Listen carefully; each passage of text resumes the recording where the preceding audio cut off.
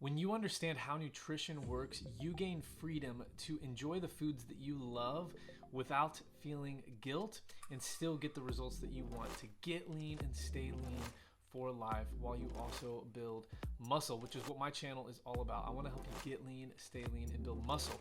And so in this video, we're going to talk about why I think cheat meals are a bad idea and what you should do instead. I want to show you how you can still include the foods and the snacks that you love and still get results, like I just said. And so I'm going to do this by teaching you really the foundational principles of nutrition, on how to get lean, on how to stay lean, and how to build muscle. What actually matters most. It's not about following a strict diet of chicken, broccoli, and rice for every single meal and eating these tiny little meals every 2 to 3 hours and following strict diets that leave you hungry, that leave you dissatisfied, and leave you wanting to binge eat. And oftentimes it does lead to binge eating. And so in this video, I'm going to give you a different approach that you're actually going to love and enjoy and be able to effortlessly lose fat and build muscle. So the first thing that you have to understand is that calories are king when it just comes to your overall body composition. Whether you want to lose weight, maintain weight, or gain weight, lose fat, maintain your body fat percentage, or build muscle while staying lean, calories are king. If you eat less calories than your body burns each day, you are going to lose weight. If you eat less calories than your body burns each day and you prioritize protein and you strength train, you're not just going to lose fat, you're also going to maintain or even build muscle. If you eat more calories than your body burns each day, you're going to gain weight. A lot of people just do not understand this. They think that they have to eat these super clean diets. Like I said, whether it's, just completely cutting out, entire food groups, or completely, cutting out, snacks or sugar, or, this, that, and the other. What they don't realize is that, yes, you should eat healthy. You want to focus on eating healthy foods, and I'll kind of get into that here in a minute. But you can still include the things that you want to eat and still lose fat, because calories are king. It doesn't matter, like I said, if you want to lose weight, maintain it, or gain it, you have to focus on your calories. So the best way to go about doing this is to take your body weight and multiply it by 15. In general, on average, this is a really good starting point for figuring out how many calories you need to eat just to maintain your weight. Okay, so your body weight multiplied by 15. You weigh 180 pounds, which is kind of where I'm at. I'm a little over 180 pounds. If you take 180, multiply that by 15, that's going to give you 2,700 calories. Now, if you're a 180 pound male and you wanted to lose weight, what you would do is you would actually subtract anywhere from 400 to 600 calories off of that number, and that would be your calorie deficit target. You would want to eat that amount of calories every single day if you wanted to lose weight. Now, obviously, I said this a little bit ago, you want to also prioritize sufficient protein, and you want to prioritize lifting heavy, progressively heavier weights over time. 2 to 3 days a week is what all I recommend. You don't really need to be in the gym more than 3 days a week if your goal is strength and muscle. And so when you prioritize those things, you're not just going to lose fat or even maintain your body fat percentage. You're able to also build muscle, and you're going to look better, you're going to feel better, you're going to function a lot better as well, okay? And so, you take your body weight, multiply it by 15, subtract 400, could be 500, 600, depending on how much fat you have to lose. I really don't recommend going above, or I guess below 600 calories for a deficit, because you really still want to have enough calories there to maintain or even build a little bit of muscle while you lose fat, okay? So if you're, dieting, you're trying to cut fat, you're trying to lose fat, that would be the best approach that I would do. Focus on calories, eat sufficient protein, 0.82 grams per pound of body weight. So again, for the 180 pound male, I think that's somewhere around 140 grams, somewhere up between 140, 150 grams of protein per day, which is totally doable when you include things like, steak, protein shakes, eggs, Greek yogurt. When you include foods like that, you are able to easily hit your protein targets, okay? And then you just want to eat a balance of carbs and fats. There's really no reason to cut fats. There's no reason to cut carbs, even in a diet. When you include things like butter and olive oil and potatoes, sweet potatoes and fruit in your diet, things like honey, like you're going to get enough carbohydrates, you're going to get some healthy fats in there. There's no reason to cut those out. Those are healthy. They're good for, your energy levels, how your overall mood and how you feel. They're good for your hormonal levels. You don't want to, drastically cut those things out of your nutrition, out of your diet. So secondly, and I kind of just hit on this, the second thing you have to understand is that when it comes to nutrition, the second most important thing is your macronutrients, your proteins, your fats, your carbs. Like I just said, you want to focus on getting sufficient protein, 0.82 grams per pound of your body weight. If you have more than 20 pounds to lose, you could use your goal body weight, and the same goes for calculating your calories. You could use, a goal body weight. If you weigh 200 pounds, take 180 times 15. Don't take 200 times 15, because all of that extra fat really doesn't increase your energy expenditure, and so you don't really need to use that extra 20 pounds. And so hopefully that makes sense. But the second thing you have to understand is you want to eat a balance of proteins, fats, and carbs. Don't go too low in fats, don't go too low in carbs, and keep your protein anywhere between 0.7 grams per pound to 1 gram per pound of body weight. But the research definitely does show 0.82 grams per pound of body weight is more than enough. That is sufficient to maintain muscle or even build muscle while you also lose fat. Okay, if you include things like steak, ground beef, chicken, Greek yogurt, eggs, you can do whey protein shakes. You include things like this, whole milk. I really like whole milk. When you include these types of protein-rich sources, it's super easy to hit your goal protein every single day. As far as fats and carbs go, again, butter, olive oil, you can get it from other sources as well. Eggs contain healthy fats. Steaks and ground beef contain healthy fats, and not to mention vitamins and minerals. Potatoes are some of my favorite carbohydrate sources. Fruit, bananas, apples. Not only are they good carb sources, they're also very filling, like apples and bananas. They help you to stay fuller for longer and therefore more satisfied. So that is the balance of protein, fats, and carbs, your macronutrients. The third thing you have to understand about nutrition, again, these are all building on each other from the most important to least important, but micronutrients are going to be the third most important thing when it comes to setting up your diet, setting up your nutrition plan. Micronutrients refer to those vitamins and minerals that are essential to help you, feel good and function well. And so, again, including things like fruit, like honey, yes, red meat, and things like eggs and even milk, like these contain really healthy micronutrients, vitamins and minerals that are going to help you look better, function well, and just feel really good and healthy, okay? Give you lots of energy. Yes, they're going to help you, even hormonally. They're going to help you metabolically.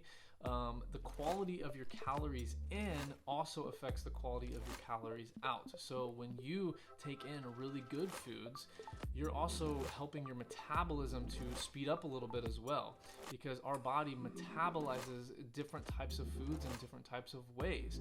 And so, there's this idea out there that, sugar is really bad for you. Sugar is not really bad for you. Things like glucose and fructose, from apples, bananas, berries, fruit, honey, the sugars that are naturally occurring in these types of foods are really, really good for your metabolism. So you want to include these types of foods in there if you're going to look better, feel better, and function at a high level. Okay, and so that's the third thing you have to understand. So we got our calories, we got our macros, we got our micronutrients. Okay, those are basically like the big three when it comes to understanding nutrition. So let me talk to you about how I would actually go and how I do actually go about setting up my diet to make it enjoyable, to include the foods that I want, that I love, without feeling guilty, and still, getting leaner, staying lean, and building strength and building muscle. Okay. So the first thing is I do a fast. Now, I recommend a daily fast if you don't work out in the morning. If you do work out in the mornings, 2-3 days a week, I recommend just fasting on your rest days. I try to capitalize on starting, muscle protein synthesis after my workout. I want to start, rebuilding and recovering as quickly as possible. I don't want to fast. I don't want to work out at 5:30 and then fast until 11, 12, or 1 o'clock.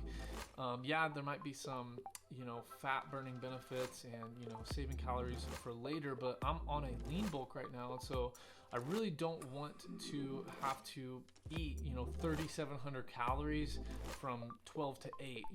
If you're doing a daily fast, intermittent fasting, typically you're fasting for 16 hours, eating for 8 hours, and there's different ways to do this, but really what I recommend is just fasting for the first 4 to 6 hours of the day, breaking your fast with a light meal, maybe having another meal, so 1 to 2 light meals throughout the day to break your fast, and then having a really, really big dinner, and then having a lighter, kind of snack or dessert at the end of the day, kind of before bedtime, 2-3 hours after that big dinner. And so just to repeat, a daily fast, it's going to help you to mobilize fat. It's going to increase, and boost growth hormone. It's going to help with insulin sensitivity and nutrient partitioning, so that when you do break your fast and you do eat, the nutrients that you take in are going to, be shuttled for muscle repair, muscle growth, and which is going to lead to, better muscle gains.